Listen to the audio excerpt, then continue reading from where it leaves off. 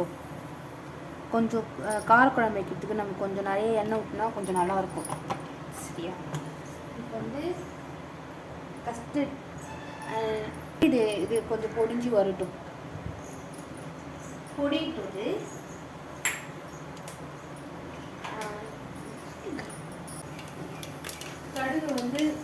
கடுகு வந்து பொரிஞ்சிச்சு.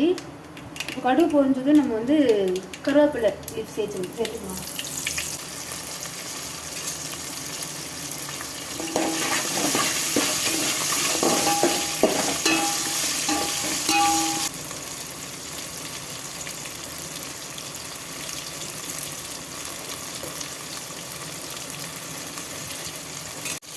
இப்போ வந்து வெங்காயம் வந்து நல்லா வதங்கிடுச்சு.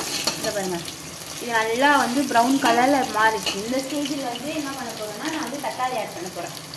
தக்காளி வந்து நான் 2 தக்காளி அரிஞ்சு வச்சுருக்கேன், அதை ஆட் பண்ணுறேன்.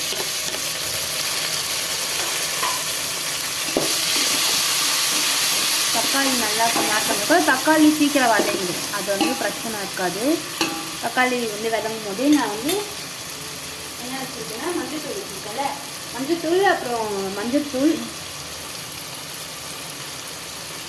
கேஸ் ஆன் பண்ணதுக்கப்புறம் நான் வந்து என்ன பண்ண போகிறேன். அப்போது வெண்டைக்காய் வந்து நான் தனியாக ஃப்ரை பண்ணுறேன். கொஞ்சம் ஆயில் ஊற்றிடுவேன். ஆயில் ஊற்றி கொஞ்சம் வெண்டைக்காய் வந்து ஃப்ரை பண்ணி போட்டால் நல்லாயிருக்கும். இங்கே வந்து எண்ணெய் காய்ட்டும். இப்போ நம்ம என்ன பண்ண போகிறோம்னா, டர்மரிக் பவுடர் வச்சுருக்கேன், அப்புறம் வந்து கொரியண்டர் பவுடர் வச்சுருக்கேன். ரெண்டுக்கும் நான் வந்து ஆட் பண்ணிக்கிறேன். ரெண்டுத்தையும் நான் இப்போ ஆட் பண்ணதுக்கப்புறம் கொஞ்சம் வதக்கிக்கிறேன் நல்லா.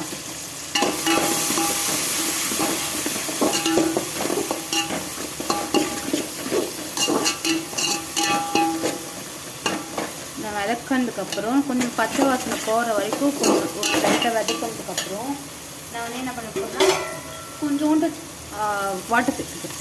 இந்த வெங்காயம் தக்காளியெல்லாம் கொஞ்சம் மசிஞ்சு வர்றதுக்காக இந்த வாட்டர் சேர்த்துக்கிறேன். வாட்டர் சேர்ந்து இது கொஞ்சம் கொதிச்சு வர்றதுக்குள்ள நம்ம வந்து வெண்டைக்காய் வதக்கிறோம்.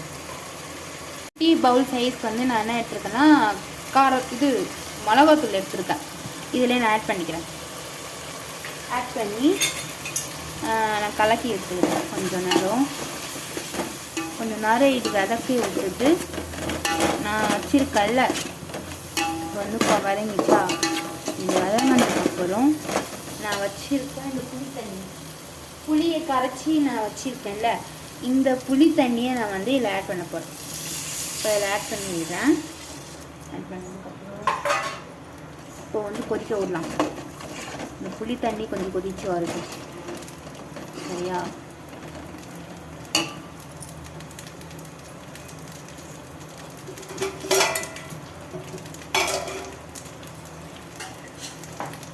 வந்து தண்ணி வந்து இன்னும் கொஞ்சம் ஆட் பண்ணிக்கிறேன்.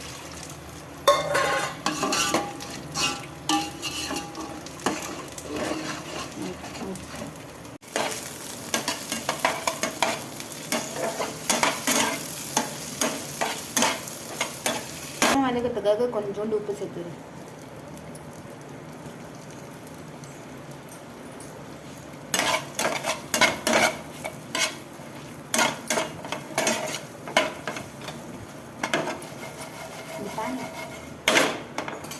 வெண்டைக்காய் வந்து வதக்கிட்டேன். இந்த அளவுக்கு வதங்கினாலே போதும் வெண்டைக்காய்.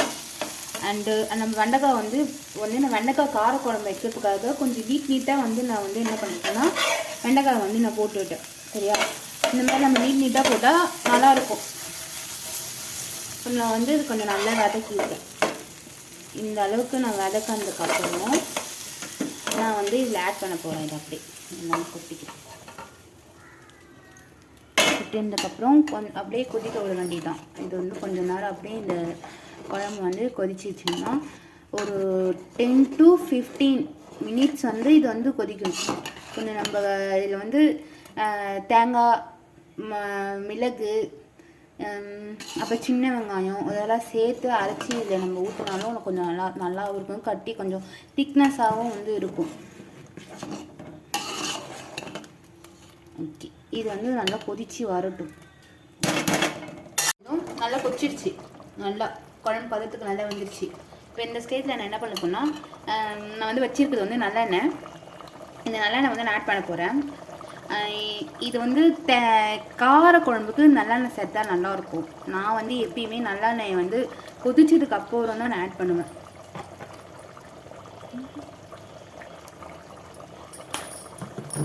கொதிச்சதுக்கு அப்புறம் நான் இப்போ வந்து நல்லெண்ணெய் ஊற்றினேன் இல்லையா, அந்த நல்லெண்ணெயோடைய கொஞ்சம் பச்சை வாசனை போனதுக்கப்புறம் இந்த எண்ணெய்லாம் கொஞ்சம் மிதங்கி வரும். அப்போ மிதங்கி அந்த எண்ணெய் வந்து மேலே வந்துச்சுன்னா குழம்பு கொதிச்சிடுச்சின்னு அர்த்தம்.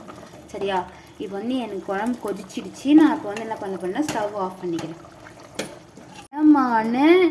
காரக்குழம்பு என்னோடய ஸ்பெஷலில் நான் வச்சுருக்கேன். இதுதான் எங்கள் வீட்டில் நாங்கள் ரெகுலராக வைக்கிற காரக்குழம்பு. சிம்பிளாக ஒரு 10 மினிட்ஸ்லேயே ஒரு காரக்குழம்பு வைக்கணும்னா நம்ம இந்த மாதிரி வெண்டைக்காய் போட்டு வச்சுக்கலாம். இப்போ வந்து இந்த காரக்குழம்பு கூட நம்ம வந்து என்ன தொட்டுக்கெல்லாம் வந்து காம்பினேஷன் நல்லாயிருக்கும்னா, அப்பளம் வந்து பயங்கரமான ஒரு காம்பினேஷனாக இருக்கும், எக்கு. ஓகே ஃப்ரெண்ட்ஸ், இதோட நம்ம அடுத்த வீடியோவில் பார்க்கலாம். பை.